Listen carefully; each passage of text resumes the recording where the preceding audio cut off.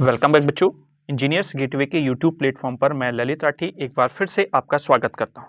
और जैसा कि आप स्लाइड पर देख रहे होंगे, आज हम एक ऐसे सब्जेक्ट की बात करने वाले हैं जो बीटेक में तो आप लोग पढ़ते ही पढ़ते हैं। एकेटीयू ने जो नए 2 कोर्सेज ऐड किए हैं अपनी यूनिवर्सिटी में, जिसको आप बीबीए और बीसीए बोलते हैं, उनमें भी आपका ये सब्जेक्ट ऐड किया गया है। और आई होप आप तीनों कोर्सेज के पॉइंट ऑफ व्यू से समझ भी गए होंगे कि हम आज कौन से सब्जेक्ट की यहाँ पर बात करने वाले हैं। बेसिकली बीटेक वाले बच्चों के लिए मैंने ऑलरेडी वीडियोस अपलोड की हुई हैं, और ये अगर मैं पर्दा उठाऊं इस सब्जेक्ट से तो वो है एनवायरमेंट एंड इकोलॉजी बेटा। तो एनवायरमेंट एंड इकोलॉजी सब्जेक्ट आपका बीबीए और बीसीए इन दोनों नए कोर्सेज में भी इंक्लूड किया गया है। तो अगर आप सब्जेक्ट के सिलेबस की बात करेंगे तो वीसीए का सिलेबस कंप्लीटली सेम एज है बीटेक के सिलेबस की। तो अगर आपने बीसीए में एडमिशन लिया हुआ है एकेटीयू में और आप एनवायरमेंट एंड इकोलॉजी सब्जेक्ट के लिए परेशान हैं, तो परेशान होने की आपको जरूरत नहीं है, क्योंकि बीटेक का पूरा सिलेबस हम ऑलरेडी कंप्लीट करा चुके हैं। हमारे यूट्यूब चैनल की आप प्लेलिस्ट में जाएंगे तो वहां पर एनवायरमेंट एंड इकोलॉजी की वीडियोज की प्लेलिस्ट आपको मिल जाएगी, जहां पर हमने फर्स्ट यूनिट से फिफ्थ यूनिट तक सारे टॉपिक्स बहुत अच्छे से कवर किए हैं। और साथ ही साथ कुछ जो इशू इंपॉर्टेंट आपके एनवायरमेंट से संबंधित थे वो भी हमने वहां पर डिस्कस किए हुए हैं सेपरेटली वीडियोस में, वो भी आपको मिल जाएंगे, तो आप जाकर वो वीडियोस देख सकते हैं। अब यहां पर हम स्टार्ट कर रहे हैं आपके अकॉर्डिंग जो सिलेबस है उसके अकॉर्डिंग यूनिट फर्स्ट से क्वेश्चंस की फॉर्म में, यानी कि आपके इंपॉर्टेंट क्वेश्चंस की फॉर्म में, लॉन्ग क्वेश्चन की फॉर्म में हम यहां पर डिस्कस करेंगे। एक क्वेश्चन होगा, फिर हम उसको पूरा डीपली डिस्कस करने की यहां पर कोशिश करेंगे। तो यहां पर ये सेशन हम जो नया लेकर आए हैं, ये आपका क्वेश्चन आंसर का सेशन होने वाला है। और आज हम यहां पर बात करेंगे क्वेश्चन आंसर की फॉर्म में यूनिट नंबर फर्स्ट को। कंप्लीट यूनिट तो हम वन शूट में नहीं करेंगे, हम 2 या 3 क्वेश्चन पर वीडियोज में लेंगे यूनिट फर्स्ट के, जिनको हम डिटेल में डिस्कस करने की यहां पर कोशिश करेंगे। और आई होप आपको ये हेल्पफुल भी लगेगा। अगर आपको टॉपिक वाइज पढ़ना है तो आप हमारे प्लेलिस्ट में जाइए, वहां पर आपको एनवायरमेंट एंड इकोलॉजी की पूरी प्लेलिस्ट बनी हुई मिल जाएगी, आप डिटेल में वहां पर पढ़ सकते हैं। जो बच्चे बीबीए या बीसीए कर रहे हैं, जिनको एनवायरमेंट से रिलेटेड अपना जो डेटा है वो नहीं मिल पा रहा है एकेटीयू के सिलेबस के अकॉर्डिंग, तो वो यहां पर आ सकते हैं और आराम से अपना पूरा सब्जेक्ट का सिलेबस देख सकते हैं।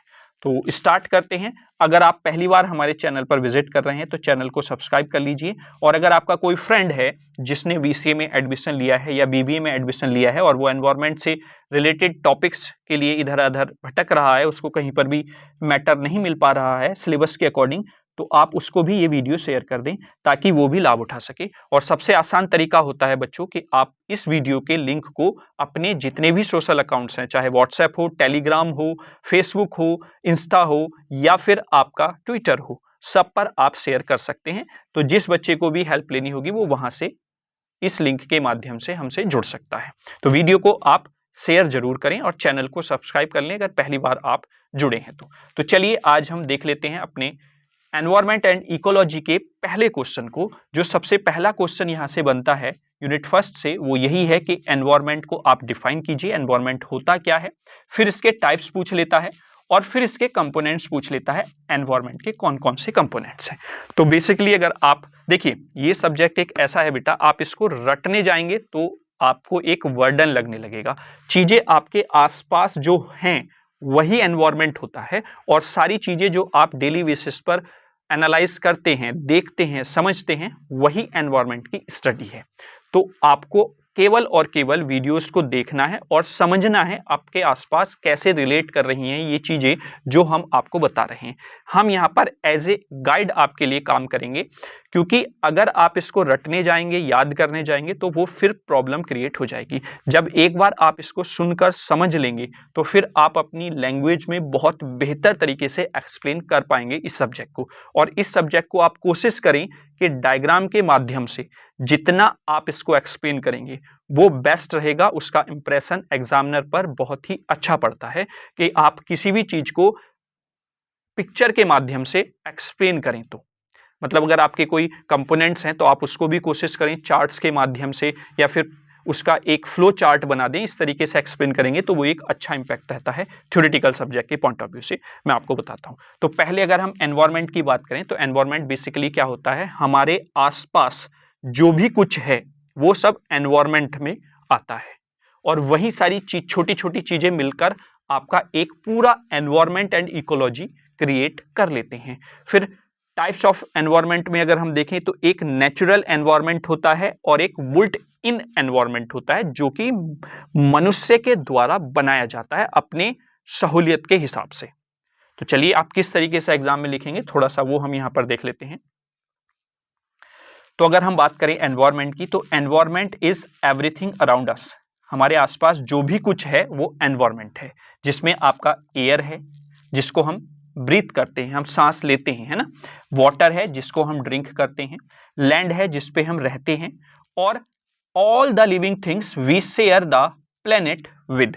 जो भी प्लेनेट पर हम एक दूसरे के साथ शेयर करते हैं जिंदा रहने के लिए, जीवित रहने के लिए, वो सब एनवायरनमेंट है।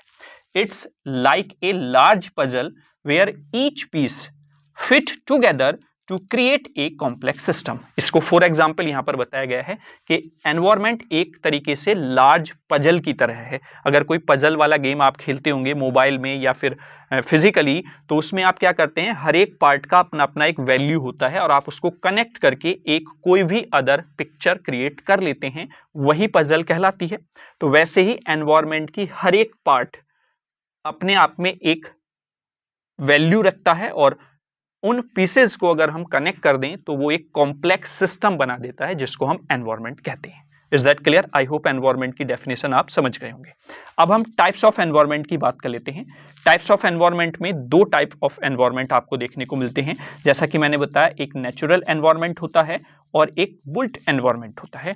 नेचुरल एनवायरनमेंट कौन सा होता है? जो नेचुरली है, जैसे फॉरेस्ट हो गए, है ना, ओशियंस हो गए, डेजर्ट्स हो गए एंड अदर नेचुरल लैंडस्केप्स। तो वो सब आपके नेचुरल एनवायरनमेंट्स में आ जाते हैं जिसमें ह्यूमंस का कोई भी इंटरफेरेंस नहीं होता है उनको बनाने में।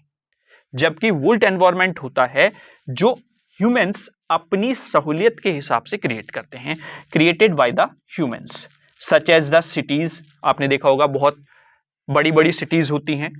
कुछ सिटीज ऐसी होती हैं जिनका डेवलपमेंट बहुत अच्छा होता है, उसमें सड़कें बहुत बढ़िया होती हैं, लाइटिंग की व्यवस्था बहुत अच्छी होती है। तो वो सब किस तरीके से है? वो हम लोगों ने अपने सहूलियत के, अपने हिसाब के लिए बनाई हुई हैं, है ना। टाउन्स हो गए, बिल्डिंग्स हो गई हैं, है ना, रोड्स हो गई हैं, इंफ्रास्ट्रक्चर्स हो गए हैं। तो these are the built in environment जो कि हम लोगों द्वारा क्रिएट किया गया है अपने सहूलियत के लिए। ठीक है, तो दो टाइप्स हो गए।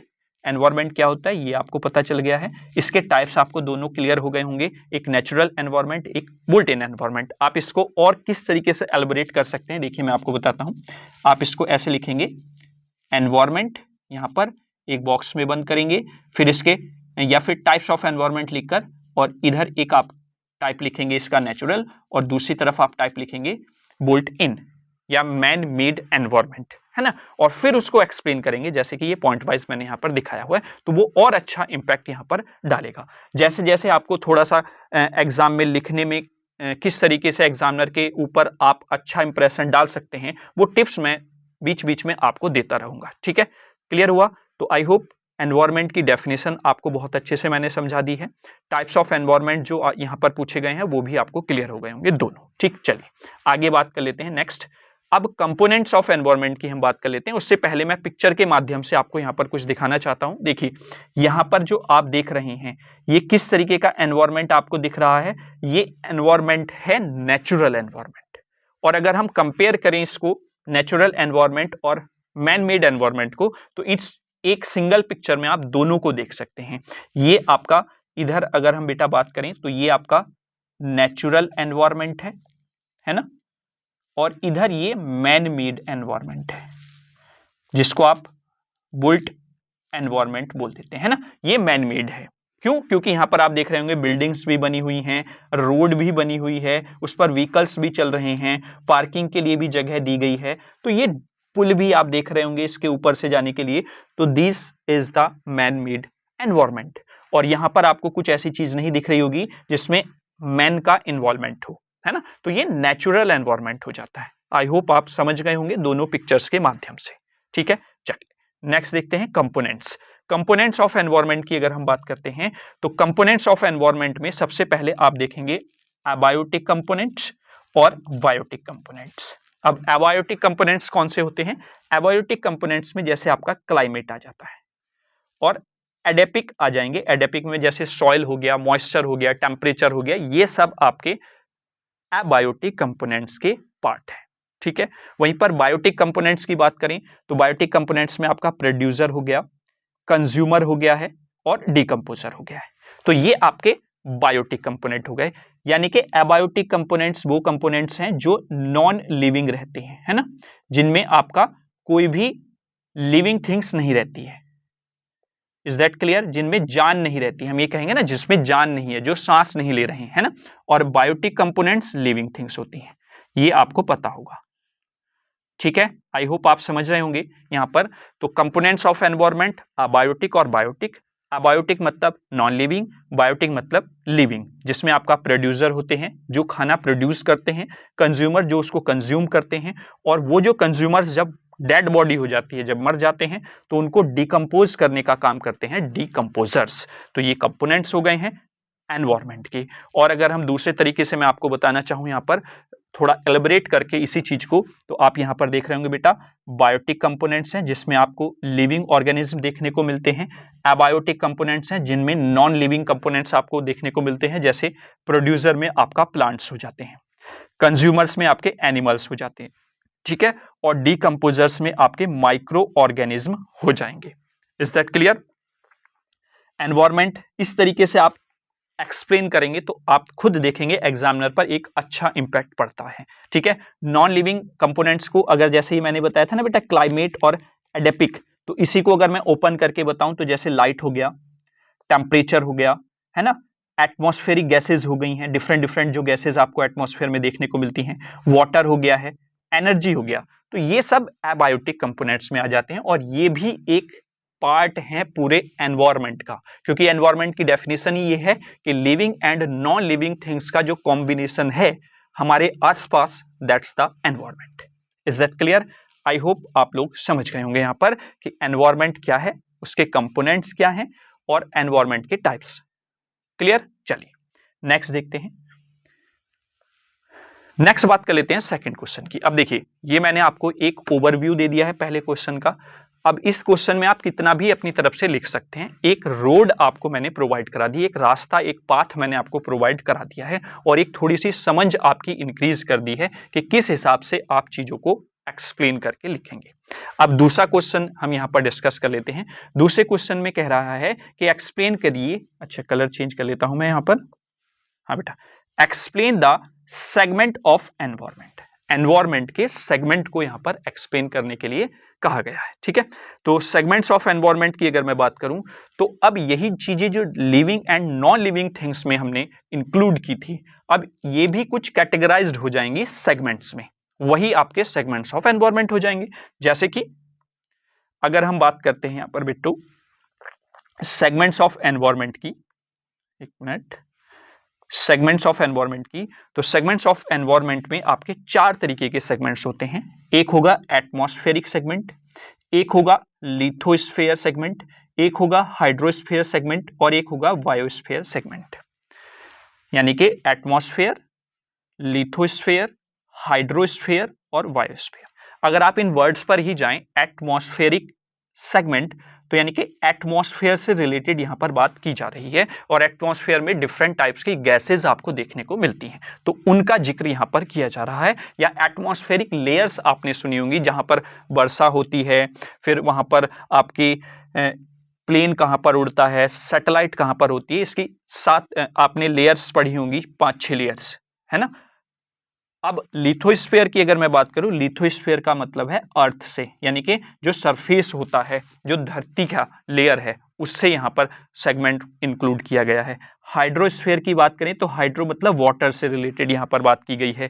और बायोस्फेयर की बात करें तो बायोटिक चीजें जो हैं लिविंग, जैसे कि जानवर, पशु पक्षी, ये इनसे संबंधित यहां पर सेगमेंट में इन्वॉल्वमेंट रहता है। तो 1 बाय 1 करके लिटिल बिट हम इनके बारे में डिस्कस कर लेते हैं और इलेबोरेट कर लेंगे आप अपने आप डिटेल्स में, ठीक है। चलिए तो हम 2 क्वेश्चन आज यहाँ पर डिस्कस करने वाले हैं अपने इस पहले पार्ट में, ठीक है, यूनिट फर्स्ट की, और आई होप आप एंजॉय भी कर रहे होंगे। तो पहले सेगमेंट ऑफ एनवायरनमेंट के बारे में हम थोड़ा सा जान लेते हैं। तो सेगमेंट ऑफ एनवायरनमेंट के लिए पहले मैं कलर चेंज कर लेता हूं। The environment is made up of different segments that works together to support life on the earth, है ना। यानी कि डिफरेंट टाइप्स के सेगमेंट्स क्या हैं, डिफरेंट टाइप्स ऑफ वर्क्स जब एक दूसरे से इंक्लूड कर देते हैं जिससे कि लाइफ इजी हो जाती है अर्थ पर, वो आपका सेगमेंट ऑफ एनवायरनमेंट कहलाएंगे। जैसा कि पहला हमारा क्या है, एटमॉस्फेयर है। पहला सेगमेंट क्या है, एटमॉस्फेयर है बेटा। एटमॉस्फेयर क्या है, this is the layer of gases that surrounded the earth. Earth के आसपास जो गैसेस की लेयर सराउंड है वो आपका क्या कहलाता है, एटमॉस्फेयर कहलाता है। और it provide us with air to breathe and protect us from the harmful solar radiation. और इनका काम क्या होता है कि हम जो सांस ले रहे हैं उसमें हेल्प करती हैं, और साथ ही साथ सोलर रेडिएशन से जो हार्मफुल चीजें आती हैं जो हमारी स्किन को हार्म पहुंचाती हैं, जिसमें आपने नाम सुना होगा यूवी रेज, है ना। तो उसको ओजोन लेयर क्या करती है, प्रोटेक्ट करती है हमें। हमारी ओजोन लेयर उन यूवी लेयर से हमारे बॉडी को प्रोटेक्ट करती हैं। तो कहने का मतलब ये है, एटमॉस्फेयर में जो गैसेस हैं वो हमें ब्रीथ और हमें हार्मफुल रेडिएशन से प्रोटेक्ट कराने का काम करती हैं। ठीक है, क्लियर। अब इसको डायग्राम में देख लेते हैं, समझ लेते हैं जो लेयर्स आपकी हैं। तो ये आपका एटमॉस्फेरिक पार्ट हो जाता है। अगर मैं यहां पर इसको देखूं तो आप देख रहे होंगे ये अर्थ सरफेस है। अर्थ के सरफेस से लगभग 1000 किलोमीटर अबव तक डिफरेंट डिफरेंट लेयर्स आपको देखने को मिलती हैं। जैसे सबसे पहले आपको ट्रोपोस्फेयर देखने को मिल जाता है। ये जो बेटा डिस्टेंस है ये वेरी कर सकती है, आप एक दो सोर्स जहां से भी आप देखेंगे कहीं ना कहीं ये थोड़ा बहुत वेरी कर जाती है, उससे आपको कोई कंफ्यूज होने की जरूरत नहीं है ना। तो ट्रोपोस्फेयर होगी पहली लेयर। फिर स्ट्रेटोस्फेयर हो जाती है। स्ट्रेटोस्फेयर, इसमें आपकी ओजोन लेयर भी रहती है, और जो आपके हवाई जहाज या जहाज उड़ते हैं, एयरप्लेन जो उड़ते हैं वो आपके स्ट्रेटोस्फेयर में ही उड़ते हैं। फिर उसके बाद मेसोस्फेयर हो जाती है, जिसमें आपकी जो ये आपकी क्या होती हैं, फिर से मैं भूल गया इनको ये आकर मतलब इनमें जल जाती हैं। ये एक तरीके से बहुत ठंडा रीजन होता है। उसके बाद आपका थर्मोस्फेयर होता है। नेक्स्ट लेयर जो है वो थर्मोस्फेयर है।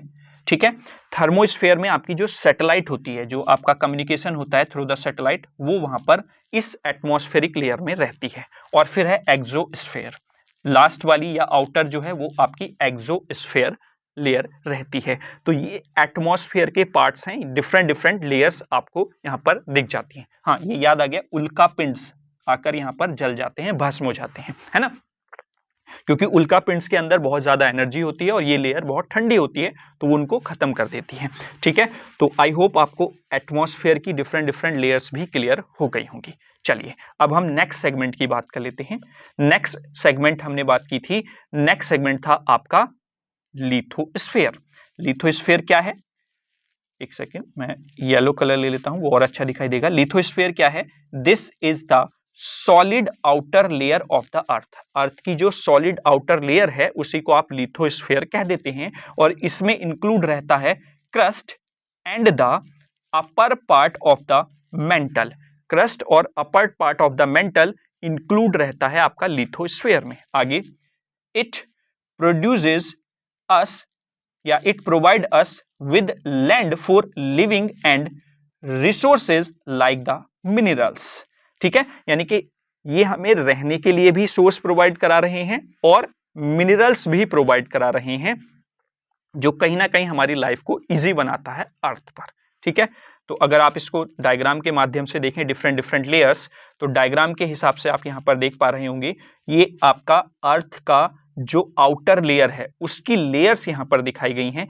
जैसे यहां पर कोर है, इधर एक सेकंड मैं ब्लू कलर ले लेता हूं, ये आप देख रहे हैं ना बेटा, कोर है, ये आपका मेंटल है। तो ये आपकी लेयर्स हैं किसकी, अर्थ की, जिसको आप लिथोस्फेयर नाम दे देते हैं। ठीक है, तो आई होप आप लिथोस्फेयर भी समझ गए होंगे कि लिथोस्फेयर क्या है, या ये जो सेगमेंट है एनवायरमेंट का, इसका मतलब क्या है। Is that clear. चलिए नेक्स्ट बात कर लेते हैं। नेक्स्ट है हाइड्रोस्फीयर। नेक्स्ट सेगमेंट जो है वो है आपका हाइड्रोस्फीयर। अब हाइड्रोस्फीयर की अगर हम बात करें तो this is the water on earth, यानी कि इसका रिलेट है वाटर से, including the oceans, lakes, rivers and the ground water, यानी कि इसमें इंक्लूड रहता है ocean water, lakes water, river water या ग्राउंड वाटर्स। ये सब कॉम्बिनेशन जो है, यानी कि वाटर वाला जो पार्ट है वो आपका हाइड्रोस्फीयर में इंक्लूड हो जाता है। आगे, it provide us with water for the drinking, agriculture and other uses. मतलब जहां जहां पर हमें वाटर की अलग अलग तरीके की या अलग अलग फॉर्म में वाटर की नीड होती है, वो सब आपको हाइड्रोस्फीयर जो सेगमेंट है एनवायरमेंट का वो प्रोवाइड कराता है। Is that clear? यानी कि हमें वाटर पीने के लिए चाहिए, एग्रीकल्चर के लिए हमें वाटर चाहिए, अदर यूजेस के लिए भी हमें वाटर की नीड रहती है, तो वो आपको हाइड्रोस्फीयर सेगमेंट जो है एनवायरमेंट का उससे प्रोवाइड होता है। ठीक है, चलिए अब हम बात कर लेते हैं इसके डायग्राम की। तो डायग्राम में आप देख रहे होंगे यहाँ पर ये वाटर साइकिल आपको दिख रही है बच्चों, ये वाटर साइकिल है और इस वाटर साइकिल में जो भी वाटर्स के सोर्सेज हैं वो सब यहाँ पर आपको दिख रहे हैं, उन सब का कॉम्बिनेशन हाइड्रोस्फीयर कहलाता है। Is that clear? I hope आप इस चीज को भी समझ गए होंगे कि हाइड्रोस्फीयर जो सेगमेंट है वो एक्चुअल में है क्या एनवायरमेंट का। ठीक है, चलिए नेक्स्ट बात कर लेते हैं हम। नेक्स्ट है आपका बायोस्फीयर। जो लास्ट पार्ट है आपका सेगमेंट का वो है बायोस्फीयर। अब बायोस्फीयर की अगर मैं बात करूं यहां पर, तो this is a part of the earth where life exist, यानी कि जहां पर लाइफ एग्जिस्ट करती है वो पार्ट है बायोस्फीयर। अब बायोस्फीयर को आप आगे कैसे बताएंगे? Including all the living organism like the plants, animals and the micro organism. वो सब क्या है, बायोस्फीयर्स के अंदर आ जाते हैं। प्लांट्स हो गए, एनिमल्स हो गए या माइक्रो ऑर्गेनिज्म हो गए, वो सब बायोस्फीयर में आ जाएंगे, या फिर हम कहें कि बायोटिक कंपोनेंट्स जो हैं वो आपके बायोस्फीयर में रहते हैं, है ना। It's the interconnected network of the life on the अर्थ, यानी कि प्रोड्यूसर क्या करते हैं, खाना प्रोड्यूस करेंगे, कंज्यूमर उस खाने को कंज्यूम करेंगे और डिकम्पोजर्स उसको क्या कर देंगे, डिकम्पोज करके मिट्टी में मिला देंगे, खत्म कर देंगे, है ना। तो ये आपका एक तरीके से इंटरकनेक्शन नेटवर्क है between the these biotic terms, है ना। तो ये आपका बायोस्फीयर हो जाता है। अगर आप इसको डायग्राम के माध्यम से समझें तो कुछ इस तरीके से आप यहाँ पर देख सकते हैं, जो भी लिविंग थिंग्स हैं, चाहे उसमें प्लांट आप इंक्लूड कर लें, चाहे आप उसमें वर्ड्स इंक्लूड कर लें, है ना, चाहे आप उसमें एनिमल्स इंक्लूड कर लें, चाहे आप उसमें अदर एनिमल्स किसी भी तरीके का, चाहे वाटर वाला हो, है ना, चाहे आपका नॉर्मल जो अर्थ के सरफेस पर रहता है, तो सब लिविंग थिंग्स जो हैं आपस में जो इंटरकनेक्ट हैं वो आपका बायोस्फीयर्स में आ जाएंगे। तो यहां से हम कंक्लूजन क्या निकालते हैं? These components interact with each other in the complex way to create the environment we live in। यानी कि ये क्या है, एक कंपोनेंट्स हैं, आपस में इंटरेक्ट करते हैं और एक कॉम्प्लेक्स वे क्रिएट करते हैं एनवायरमेंट जिसमें हम रह सकें, है ना। Understanding these components and there interaction is crucial for protecting and preserving our environment for the future.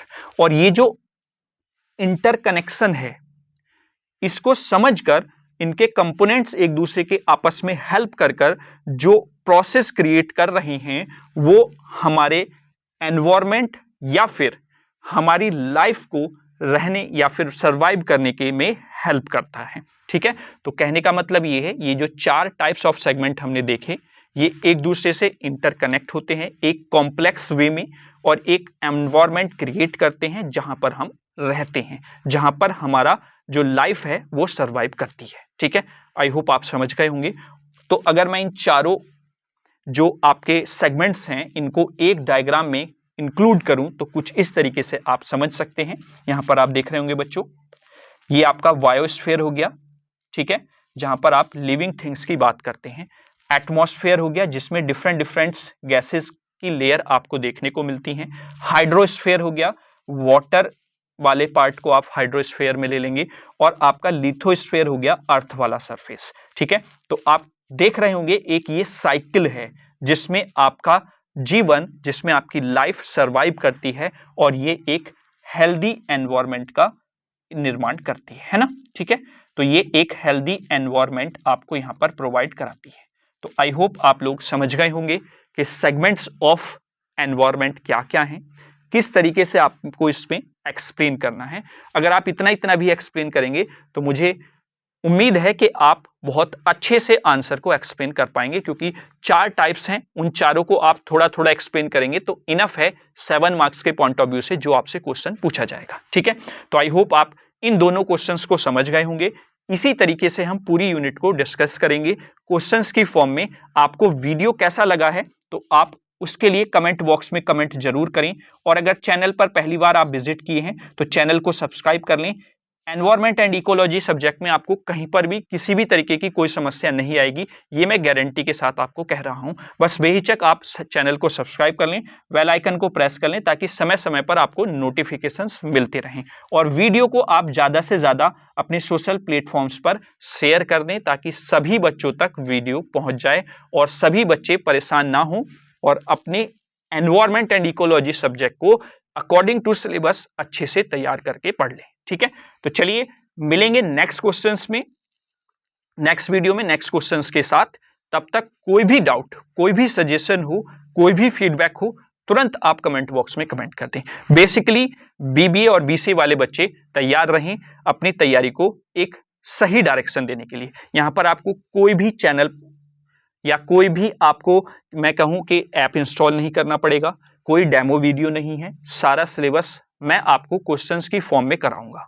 जो वीडियोस ऑलरेडी अवेलेबल हैं उनसे भी आप हेल्प ले सकते हैं। वहां पर हमने जो टॉपिक सेपरेटली डिस्कस किए हैं हम उनको दोबारा से डिस्कस नहीं करेंगे। बेसिकली मैं unit first, second, third in पर ज्यादा फोकस करूंगा, क्योंकि फोर्थ और फिफ्थ यूनिट की one shoot video already available है, आप वहां से जाकर हेल्प ले सकते हैं। ठीक है, तो चलिए अब नेक्स्ट क्वेश्चंस के साथ अगली वीडियो में मिलेंगे। तब तक थैंक यू सो मच।